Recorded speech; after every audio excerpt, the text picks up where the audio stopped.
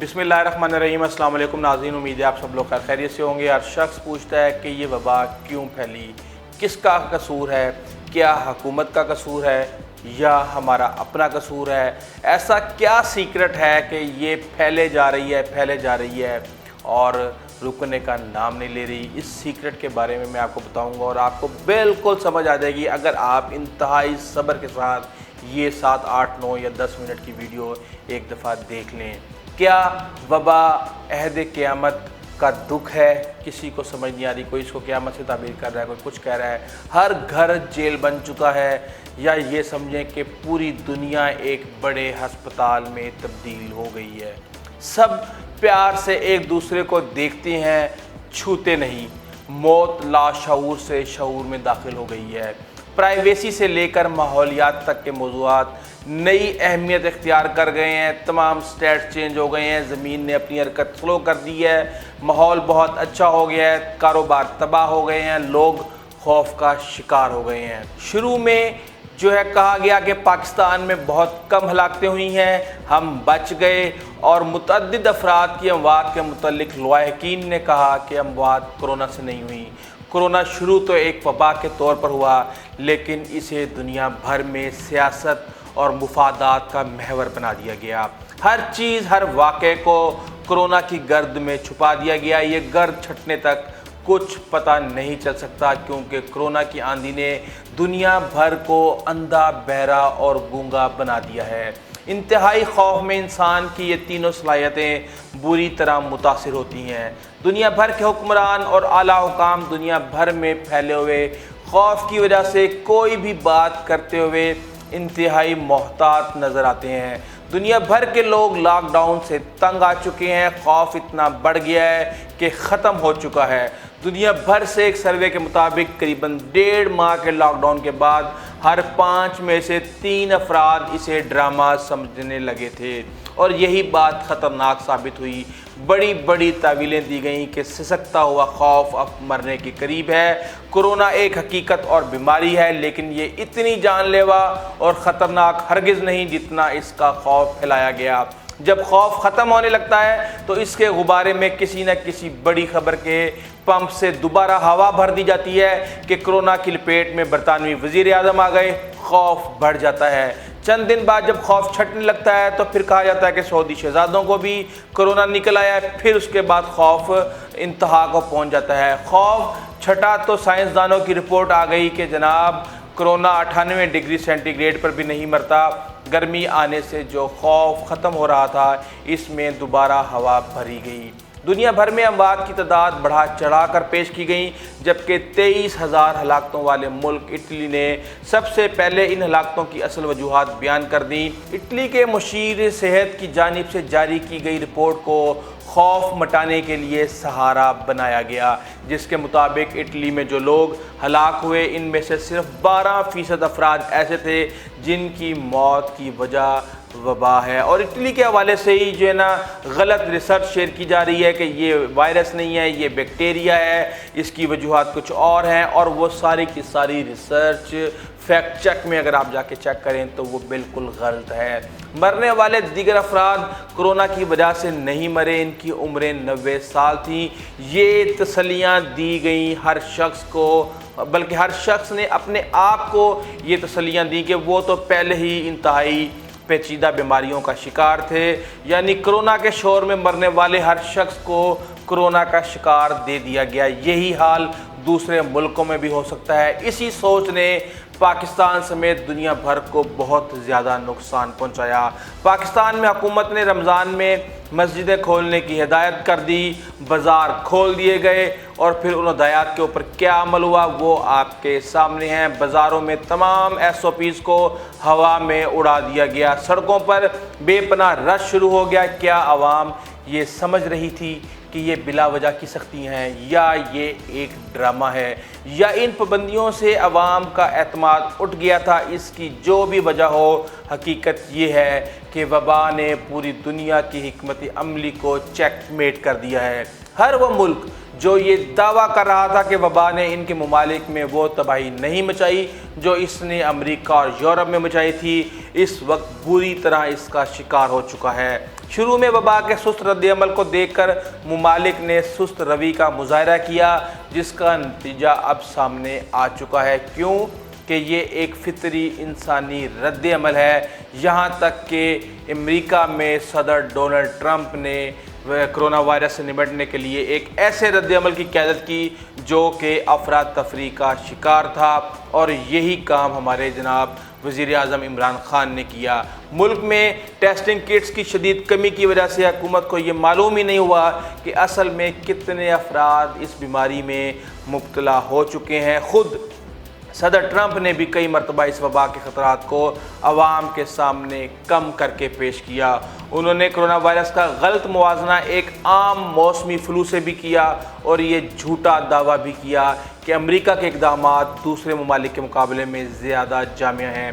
ये कैसे मुमकिन हुआ कि ऐसे ममालिक जिनके पास जदीद तरीन टेक्नोलॉजी और वसाइल हैं, वो इस बढ़ती हुई आफत के दौरान इसकी संगीनी को समझने में नाकाम रहे। इसकी वजूहात तो बाद में मालूम होंगी, लेकिन ऐसे कई तस्लीम शुदा नफ्सियाती पहलू हैं जिनकी बिना पर आने वाली आफत अफराद और इदारों की नज़रों से ओझल रहती है। यहाँ तक कि यह हंगामी सूरत हाल बिल्कुल सर पर पहुँच जाती है, तब भी इसका इदराक नहीं हो पाता।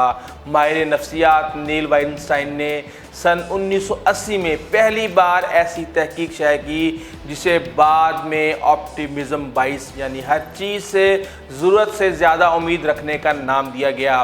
वाइनस्टाइन उन्होंने मालूम हुआ उनको कि जी अक्सर लोग अपने मुस्तकबिल के इम्कानात के बारे में गैर हकीकत पसंदाना तौर पर पुरुमीद होते हैं। वाइनस्टाइन ने 200 से ज़्यादा तालिब इल्मों से पूछा कि वो अपने मुस्तकबिल के मुमकिना मनफी और मस्बत वाक़यात के इम्कानात के बारे में बताएं।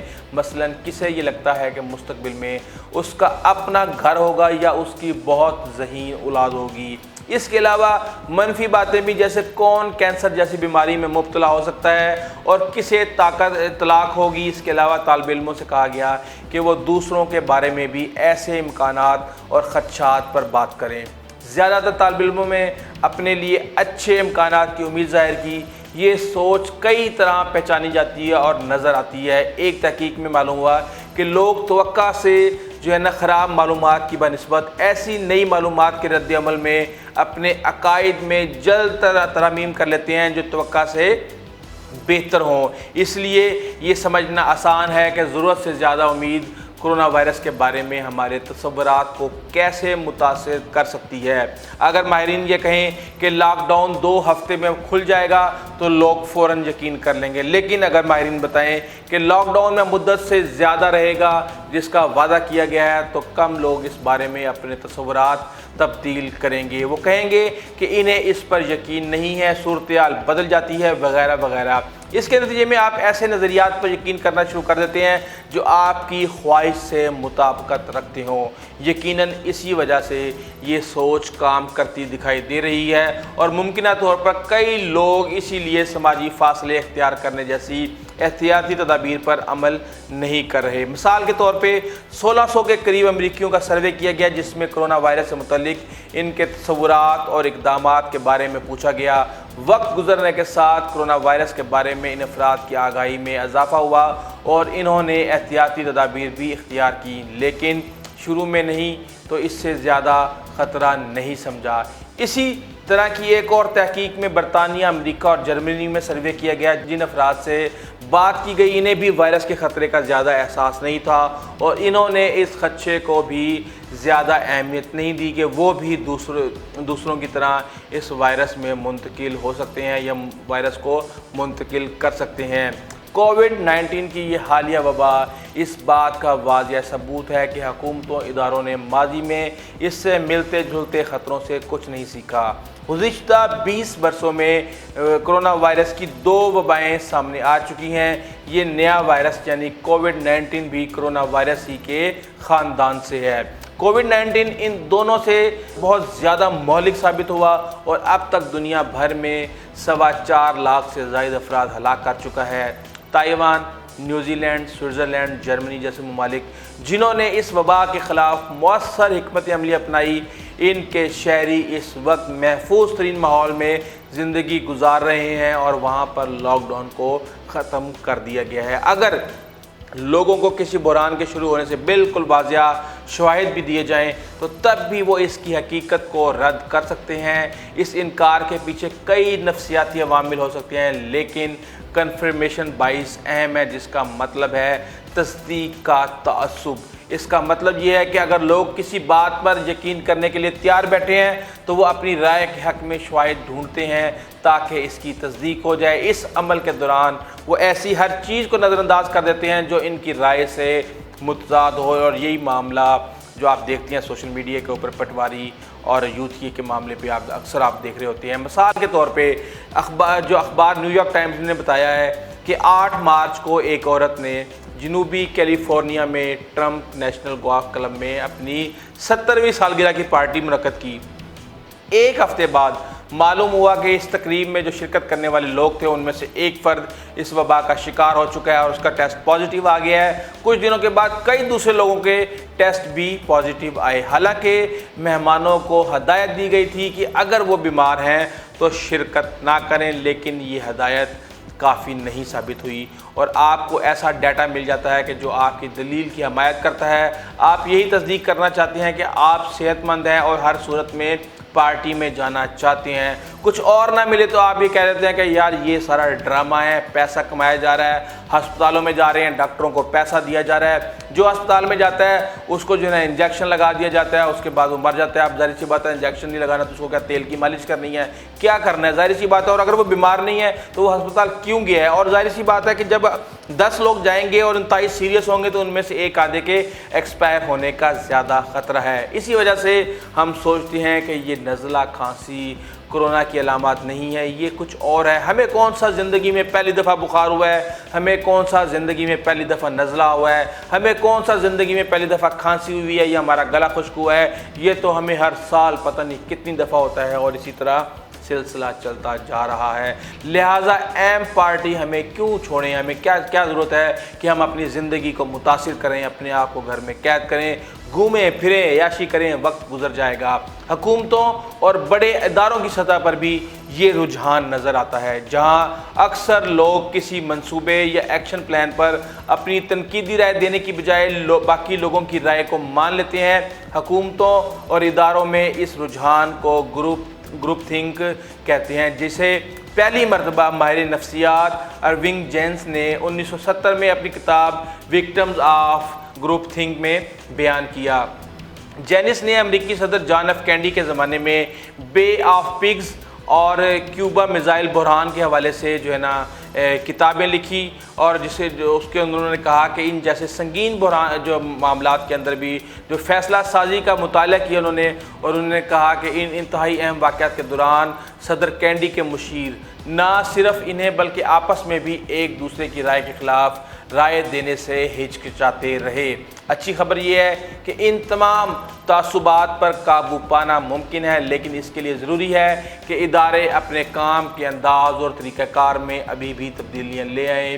سب سے پہلے پر امیدی کے تعصب سے آغاز کرتے ہیں، جو اس لیے ہوتا ہے کہ ہم بری خبروں کے مقابلے میں اچھی خبروں سے زیادہ سیکھتے ہیں۔ کام کے دوران کچھ ذہنی دباؤ اچھا ہوتا ہے کیونکہ اس سے ہم خطرات کے بارے میں ہوشیار ہو جاتے ہیں اور انہیں ختم کرنے کی کوشش کرتے ہیں۔ اس لیے برائے مہربانی آپ کا بہت آپ کی مہربانی ہوگی کہ آپ وبا کو ایزی مت لیں اور اس کے حوالے سے صرف اتنا ذہنی دباؤ ضرور رکھیں کہ آپ اس کا بہتر طریقے سے مقابلہ کر رہے ہیں۔ ہوتا یہ ہے کہ جب ایک دم سے ہم ذہنی دباؤ کا شکار ہو جاتے ہیں اور مسلسل ذہنی دباؤ کا شکار رہتے ہیں، ہاتھ دھونے کے معاملے میں بار بار جو ہے نا جا کے ماسک کو دیکھنے کے معاملے میں، اور اس طرح کی بے تحاشا احتیاطی تدابیریں جو ہمیں کرنی چاہیے، جب ہم کر کے ہم تھک جاتے ہیں نا، پھر ہم کہتے ہیں یار یہ کیا عذاب ہے، یہ کیا مصیبت ہے، یہ ڈرامہ بنایا ہوا ہے یار یہ اس کو، اور پھر کوشش یہ کرتے ہیں کہ اپنے آپ کو سیٹسفائی کرنے کے لیے، اپنے اس دماغی اور ذہنی دباؤ کو کم کرنے کے لیے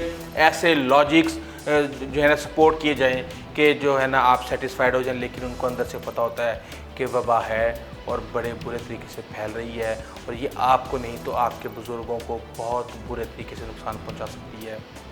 سوچنے کی بات ہے، اتنا ذہنی دباؤ ضرور رکھیں کہ آپ اس وبا کا مقابلہ کرنے کے قابل رہیں، اور اپنی سوچنے اور سمجھنے اور فیصلہ سازی کے جو آپ کی صلاحیت ہے اس کو آپ انٹیکٹ رکھیں۔ یہ انٹیکٹ ہے تو آپ کے فیصلے ٹھیک ہوں گے، ورنہ آپ کے فیصلے غلط ہوں گے، اور غلط فیصلے کا مقصد ہے تباہی اور بربادی۔